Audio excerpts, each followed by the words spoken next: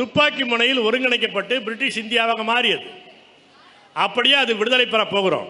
விடுதலை பெறுகிற போது ஏற்கனவே மொழி அடிப்படையில் இருந்த தாயகங்கள் தனித்தனி நாடுகளாக இருந்தால் என்ன உரிமையும் என்ன அதிகாரமும் என்ன சுயமரியாதையும் இருக்குமோ அதெல்லாம் விடுதலை பெற்ற இந்தியாவில் இருக்கும். பிரிந்து போகிற உரிமையை மட்டும் கேட்காதீர்கள் என்றுதான் காந்தி சொன்னார். அதுதான் 1946 வரையிலும் இவருடைய தீர்மானம்.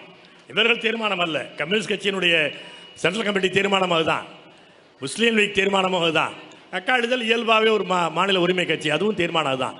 நாடா அந்த அன்றைக்கு இருந்த அரசமைப்பு அவையில் பின்னாலே பங்கு பெற்ற எல்லா கட்சிகளும் இந்தியாவை ஒரு கூட்டரசாக மாற்றுவதற்கு சம்மதம் தெரிவித்தவர்கள் தான்.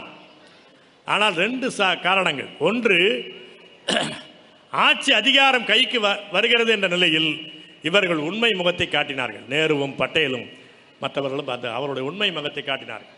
அதிகாரம் கிட்டத்தில் வந்த பிறகு இனிமேல் யாருக்கும் அதிகாரம் கொடுத்து விடக்கூடாது என்ற முடிவுக்கு போனார்கள்.